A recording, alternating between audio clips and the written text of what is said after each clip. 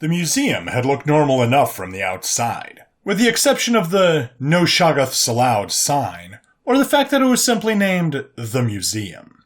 Come to think of it, the decorative gargoyles that were never the same shape twice should probably also have been a tip-off. All things considered, Detective Haskell wasn't entirely sure why she'd ever thought the museum had been normal at all. In the center of the dinosaur exhibition hall, something large with skin that swirled and bubbled had just slid up from the drainage pipes. It was a Shoggoth, seemingly unaware of the very prominently displayed sign at the front entrance, and was currently in the process of devouring a very unlucky army private. "Poor soul was dead the moment he walked in the door," said Carpentier, as another soldier hosed down the bubbling monstrosity with a flamethrower. The dark-suited bureau agent stood out among the soldiers in their olive fatigues and the patrolmen in blue. Dumb bastard was wearing his gas mask and helmet. Still, not very fair of them to ignore the signs like that. We have rules for a reason. Haskell cocked her head to one side. "I don't follow, sir." "It's how these things go, detective," said Carpentier. "The first wave, some unlucky cop walking a beat. He goes to investigate reports of strange sounds at some museum or university or insane asylum, and gets ambushed by whichever elder god set the whole thing up. Second wave is us, the heavy hitters. We go in, lose a couple of grunts here and there, but only the ones who don't distinguish themselves from the pack. We take moderate losses, fighting off whatever's taken root, and save the world from utter destruction at the last second." He pointed to a soldier who wore a cloth bandana in place of a wide-brimmed Brody helmet, and had to shoot a rifle in favor of a .45 automatic. "See Corporal Lewis over there? It's not his first rodeo. You can tell by looking at him that he's not just some grunt, which means he'll be just fine." Haskell shrugged. "I'm still not sure I follow." To their left, something with too many wings and tentacles had thrown itself out of a side hallway. One of the soldiers cut it down with a burst from a Tommy gun, and it slid the rest of the way across the entrance hall, coming to a stop beside Cartier. "That was the gimme," he said. "Next one's going to kill somebody. Maybe rip off someone's arm or slash him across the stomach. You or Lewis will heroically pick him up and carry them to safety while fending it off with a pistol that somehow succeeds where shotguns and Thompsons don't." On cue, something shambled into the circle of light around them. Haskell barely had time to raise her gun before a hulking, elephantine mass kicked a patrolman through a glass display case and onto the horn of a Triceratops skeleton. "Told you," said Carpentier. A soldier rushed forward, firing his rifle into one of the creature's faces and jabbing his bayonet into an eye.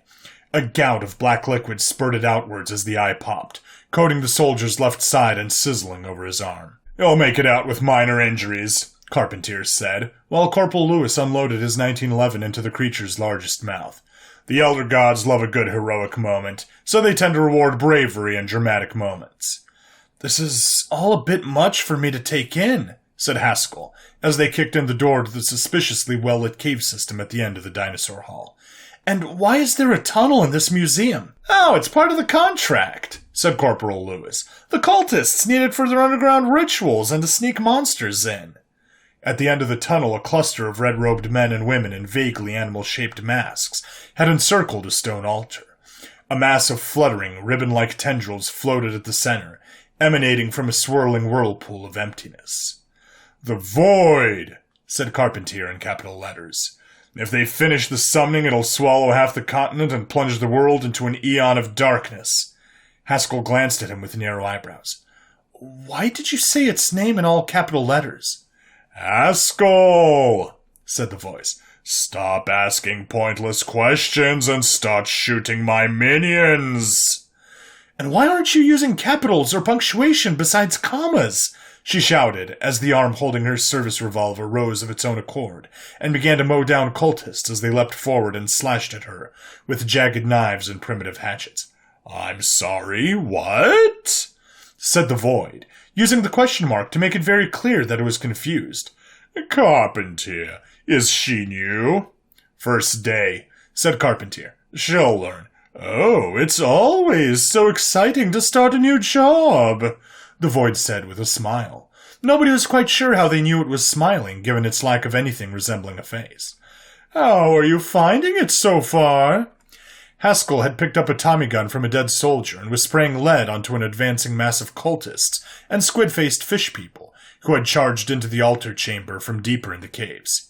"How the fuck are you people so casual about all of this? 41 people and fish things have died since we got here." "Aw, she said it," said the Void. "Don't say that again," said Carpentier. "We need to keep it family-friendly for the younger Elder Gods watching. We only get to say that once per operation if we want to keep our rating." "I wanted to be the one to say that," the Void said, pouting. "You people are insane!" Haskell screamed, but the middle of her sentence was interrupted by an overly loud burst of submachine gun fire, and nobody was quite sure what she'd been trying to say. "Stop doing that," said the Void. "There are probably kids reading this, and we don't want to be a bad influence."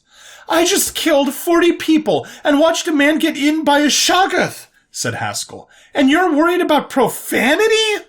"You also shouldn't talk in italics like that," it said. "Those are for inner dialogue."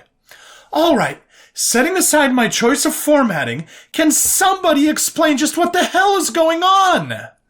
"The Elder Gods wanted to be entertained," said Carpentier. "So we heroically charged into a firefight with eldritch monsters, battled a cult, and are about to save the day from an insentient demon." "You spelled that wrong." "Oh, get off your high horse, Mr. Stylistic Lowercase. As I was saying, it's our job to keep the Elder Gods entertained. As long as they're enjoying themselves, they keep tuning in. And as long as they keep tuning in, our world keeps existing. Everybody gets in on it sooner or later. The cultists are in on it, the Marines are in on it, the fish people are in on it. It's mostly human since we tend to do well in the ratings, and quite frankly, not many other species are reckless enough to put their lives on the line to keep the universe running." "This is a bit too meta for me," said Haskell, who was beginning to suspect that she was only here to be conveniently unaware of basic concepts, so that everybody else could explain them to her, and by proxy to the Elder Gods watching them. "Am I only here to be conveniently unaware of basic concepts, so that everybody else can explain them to me, and by proxy the Elder Gods watching us?" she asked. Exactly, said Carpentier and the Void at the same time. "Self-aware metafiction and fourth-wall breaks are really popular right now," said Carpentier. "But instead of Scalzi or Ryan Reynolds, we get stuck with this jackass." Which wasn't a very nice thing to say, but was pretty accurate, all things considered. "Can we get back on track and get this over with?" asked the Void. "I have an appointment in a couple of hours, so if you guys could end the ritual summoning and banish me back to the realm of eternal nightmare, that would be a big help." "Yeah, I think we're just over 1,400 words, said Carpentier. "We should probably wrap this up before we hit 1,500. Haskell had picked up one of the cultist's knives and hurled it into the swirling miasma at the Void's center. It collapsed inwards around the knife, dragging itself into the pinprick of space at the knife's tip, until it disappeared entirely. "What?" she said. "It felt like it fit the narrative." "You'll learn quick," said Carpentier. "You're a natural, kid. Looks like the story's wrapped up and we can go home."